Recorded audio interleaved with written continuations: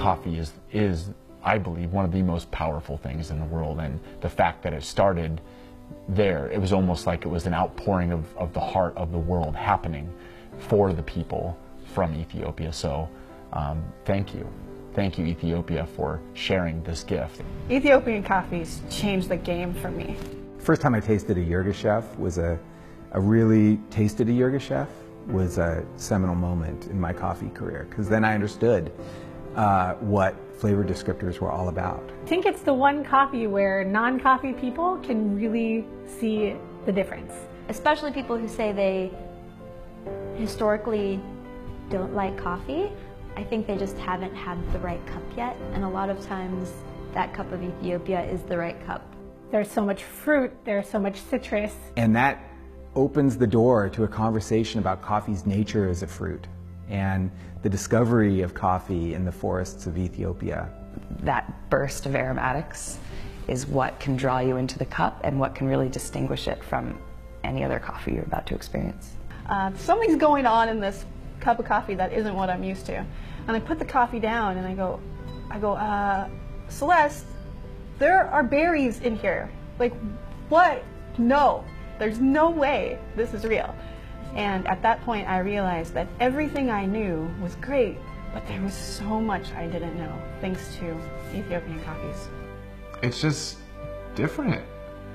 And even within Ethiopia, there's so many different regions that just taste different from each other. It gave me that first understanding for what coffee really is and what it could be. And it's always sort of like it's like a treasure hunt to find like that one coffee that I can just drink all the time, forever.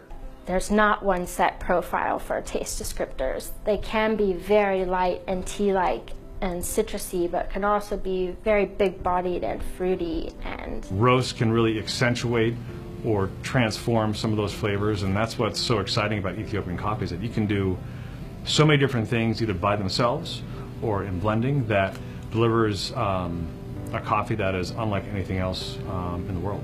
It has a little bit of everything in it, and that's because everything came from Ethiopia in the first place. You're at the center of origin of coffee and culture and music and our species. Ethiopia defined, continues to redefine, and transcend what it means to have an experience in a cup. Starting in coffee, I was always curious to know why coffees tasted different from one another and why they tasted the way they did, and coffees like Ethiopia sparked that curiosity and enthusiasm about it. I consider it like a tool bag, as a tool in my bag as a barista. You know, anytime someone's coming in like, hey, I heard you guys have good stuff, like, what do you got? I whip out my Ethiopian coffee, and like every time they're pumped.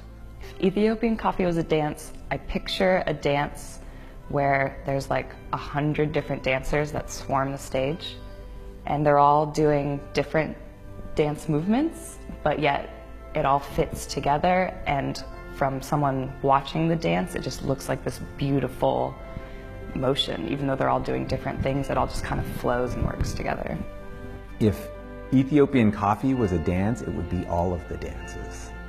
It'd be a very happy dance. I think if Ethiopia were a dance, it'd be that I don't care, throwing your body around style dance. And for me, Ethiopian coffee is less dance and more musical, because it's coffee that can really rise up and support and make all that come to life.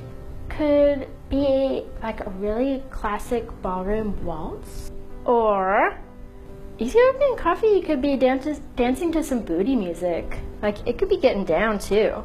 It's classy, but it's also funky. So Ethiopian coffee does what it wants. It would definitely be the Beyonce's Dance from Single Ladies, because it's true. If you love it, you should put a ring on it, because like, that's special coffee.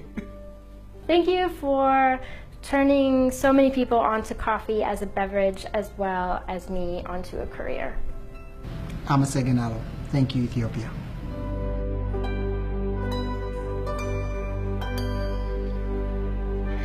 Thank you, Ethiopia. Thank you, Ethiopia. Thank you, Ethiopia, and we love you, and we love your coffee. Thank you, Ethiopia, for reminding us to honor our heritage. Thank you, Ethiopia. I do what I do because of the adoration of what I know in coffee and what I know in the people who grow coffee. And this is the land of the beginning for us all. So, Amasagenalo.